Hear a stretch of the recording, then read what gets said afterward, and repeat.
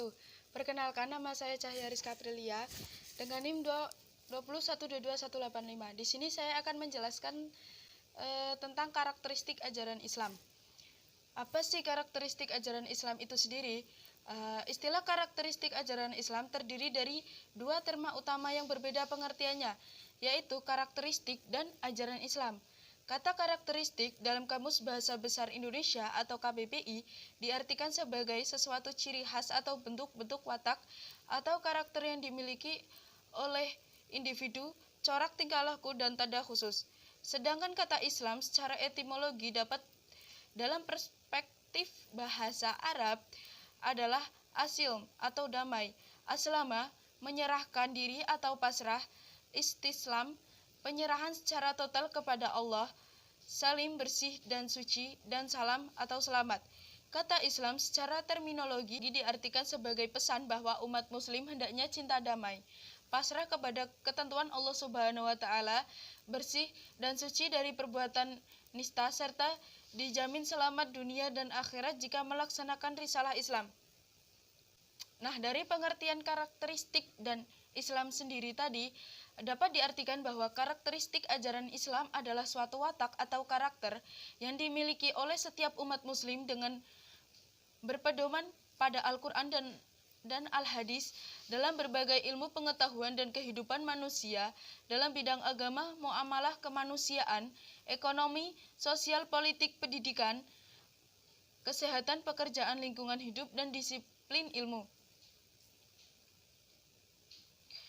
Dengan banyaknya bidang-bidang keilmuan tersebut diperlukan kepada umat muslim untuk memahami secara mendalam ajaran Islam yang senantiasa membawa umat manusia dalam kehidupan yang cinta damai dan sejahtera.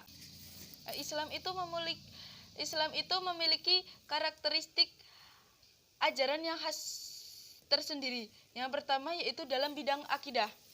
Karakteristik Islam yang dapat diketahui melalui bidang akidah ini bahwa akidah Islam bersifat murni, baik dalam isinya maupun prosesnya, yang diyakini dan diakui sebagai Tuhan yang wajib disembah hanya Allah Subhanahu wa taala.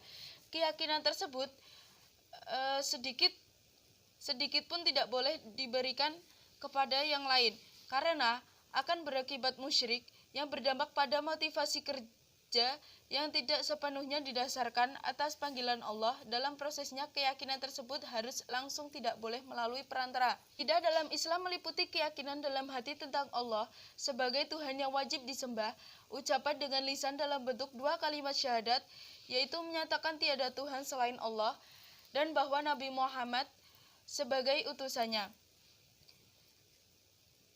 serta perbuatan dengan amal soleh.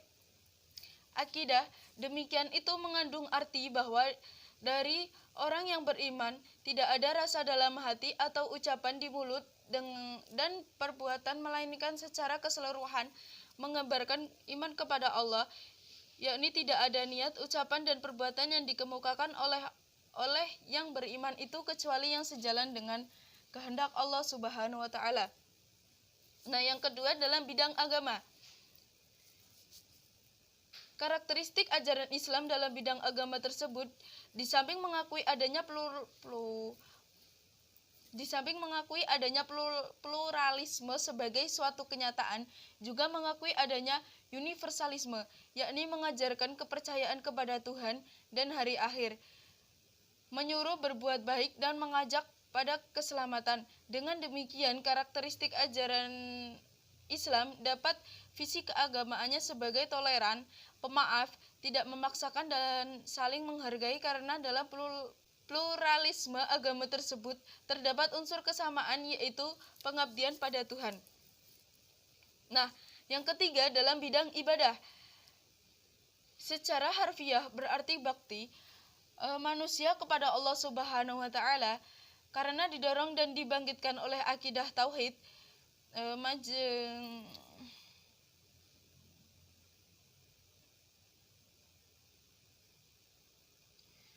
Majelis Takhrij Muhammadiyah dengan agak lengkap Majelis Takhrij Muhammadiyah mendefinisikan ibadah sebagai upaya mendekatkan diri kepada Allah Subhanahu wa taala dengan mentaati segala perintahnya, menjauhi segala larangannya dan mengamalkan segala yang diizinkannya. Yang umum sendiri ialah segala amalan yang diinginkan oleh Allah, sedangkan yang khusus ialah apa yang telah ditetapkan Allah akan perincian-perinciannya, tingkat dan cara-cara yang tertentu. Yang keempat yaitu dalam bidang pendidikan. Islam memandang bahwa pendidikan adalah hak bagi setiap orang, laki-laki atau perempuan, dan berlangsung sepanjang hayat. Dalam pendidikan, Islam memiliki rumusan yang jelas dalam tujuan, kurikulum, guru, metode, sarana, dan lain sebagainya. Semua aspek yang berkaitan dengan pendidikan ini dapat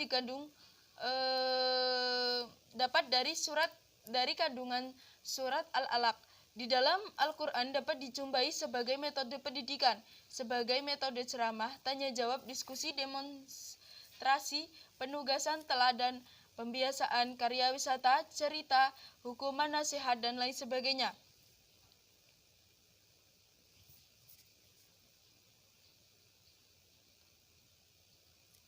Nah, selanjutnya dalam bidang sosial.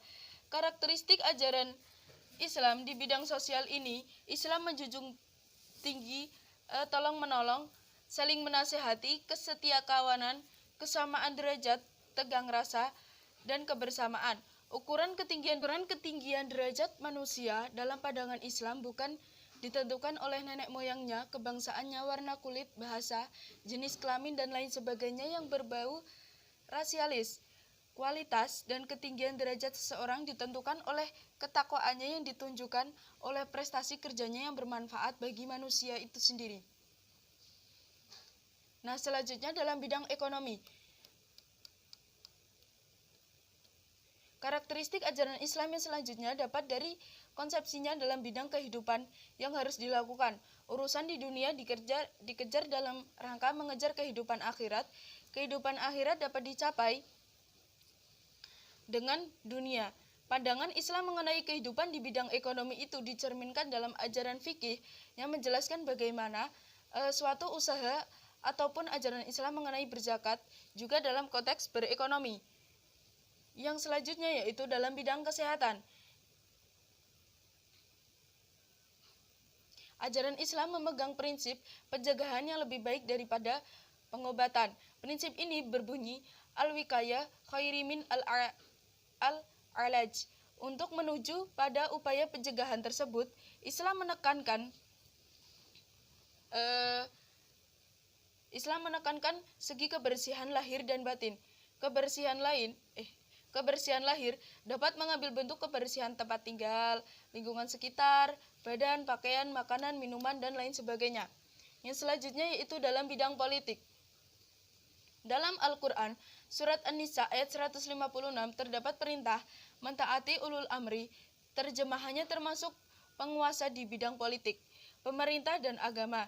Dalam hal ini, Islam tidak menerangkan atau menyuruh ketaatan yang buta, tetapi menghendaki suatu ketaatan yang kritis dan selektif. Maksudnya adalah jika pemimpin tersebut berpegang teguh kepada tuntunan Allah Subhanahu wa Ta'ala dan Rasul-Nya, maka kita patut mentaatinya. Tetapi jika pemimpin tersebut bersebelahan dan bertentangan dengan kehendak Allah Subhanahu wa Ta'ala dan Rasul-Nya, maka boleh dikritik atau diberi saran agar kembali ke jalan yang benar dengan cara-cara yang persuasif. Selanjutnya dalam bidang pekerjaan. Islam memandang bahwa kerja sebagai ibadah kepada Allah Subhanahu wa Ta'ala. Atas dasar ini, maka kerja yang dikehendaki Islam adalah kerja yang bermutu, terarah, dan pengabdian terhadap Allah Subhanahu wa Ta'ala, dan kerja yang bermanfaat bagi orang lain.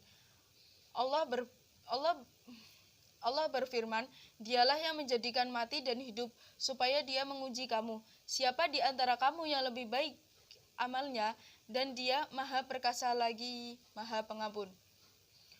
Untuk menghasilkan produk pekerjaan yang bermutu, Islam memandang kerja yang dilakukan adalah kerja profesional, yaitu kerja yang didukung ilmu pengetahuan, keahlian, pengalaman, kesungguhan, dan seterusnya. Nah, Selanjutnya yaitu karakteristik Islam dalam bidang budaya dan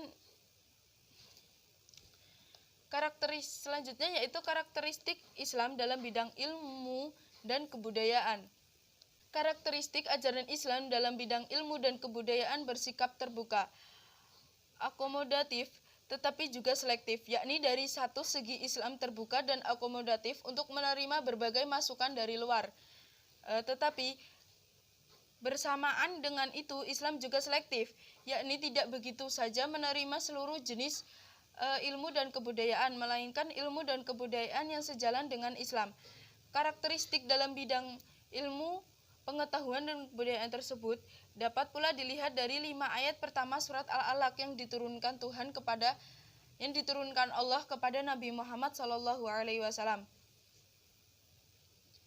Pada ayat tersebut terdapat kata Iqra yang diulang sebanyak 3 kali.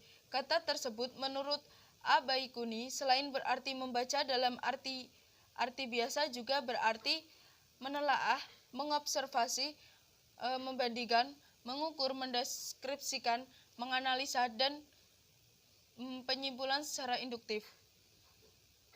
Kesimpulannya yaitu, dari beberapa mengenai karakteristik ajaran Islam yang secara dominan ditandai oleh pendekatan normatif, historis, dan filosofis tersebut, dilihat bahwa ajaran Islam memiliki ciri-ciri yang secara keseluruhan amat ideal.